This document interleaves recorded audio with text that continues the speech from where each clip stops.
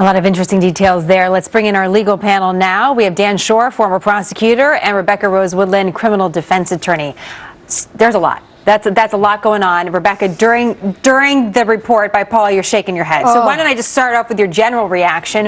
Why the head shake? I mean, as a defense attorney, when you're sitting in a courtroom and you have a witness really detailing the bullets, how they went in, how they went into the woman's body, but I mean, it's just too much to handle for the defense when all they keep saying is he thought it was an intruder coming in. Well, after the first shot, where there's evidence now that she fell onto a magazine rack, he had to hear that through the bathroom. Why did he continue shooting then? He heard a thump. He knew he had hit something.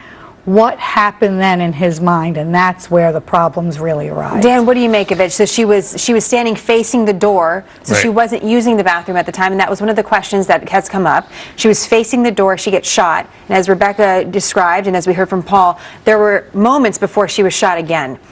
What does this tell us? It's consistent with the prosecution's case, because if she's really using the room to go to the bathroom, then it's unlikely that she's going to be standing facing the door at the time that he's shooting multiple times. And also, she had time to cover her face in protection. She probably also had time to scream for help. You'd think he would know that his girlfriend was in the bathroom, not some burglar that he says he thought it was. It really undermines his whole argument that it was a mistake. You would think that he would know, but then there is that little bit of wonder, Rebecca, that it's dark, it's the middle of the night, he didn't know why anyone would just open fire into their own bathroom. Obviously, it's a big question, but is the intent really there? I mean, has the prosecution really proven the intention that he had to kill her, like they say? I mean, this is a good question, because in Australia, we're looking at intent, first-degree murder, 25 years to life, or a lesser charge, which we don't really have here, which is more of a negligent homicide charge, and the judge has the right to give whatever sentence she chooses. So that's a good question, because it's going to come down to, did he intend to kill the girlfriend or not? And in this case, now we're hearing so much evidence that sounds just really hard for the defense to overcome. That time in between the shots is going to be a very difficult understanding and explanation. Why did he not stop? Why did he not turn and look? My God, if someone's coming into the room, aren't you also worried, where is my girlfriend? Is she safe in the bed? What's happening? You have a second to look around. Where's the explanation of that? That's the problem. What about the pause, though, by the prosecutors who say, oh, the case is going really fast, we need a few days? What do you think that's about, Dan? I think it's sloppy. The prosecution has been a little haphazard with their presentation of evidence. They've done some evidence about the crime scene, then they've gone back to these prior incidents of Pistorius recklessly using guns.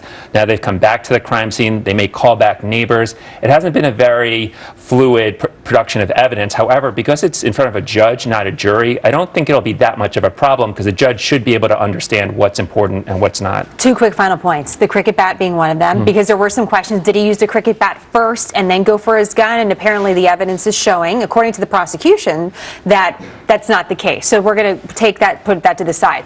Rebecca, what about the computer searches? Does that matter? The porn, the fast cars on a guy's iPad? I don't know what to make of that. The prosecution, I don't know that they need to go this far in saying, well, he wasn't in a good relationship. I don't know that the porn will determine whether or not he was in a good relationship. Or, I mean, I think at this point they're trying to influence the judge negatively against him in any way they can. And do you think they go back to the neighbors that heard the scream, Dan? Because that's what Paul mentioned at the end of his report. Are they thinking about returning to where they started? If they feel there's more information they can get from the neighbors, then they'll have to call them, but they should have elicited all the relevant evidence when they testified before. Although you try to end strong, maybe that's the way to finish and say, look, these neighbors heard screams before the shots. That's inconsistent with Pistorius's argument that it was a mistaken identity situation. And you agree with that? Yes, I mean, that's a really strong emotional plea. So the neighbors hearing these screeches from what they claim is a woman.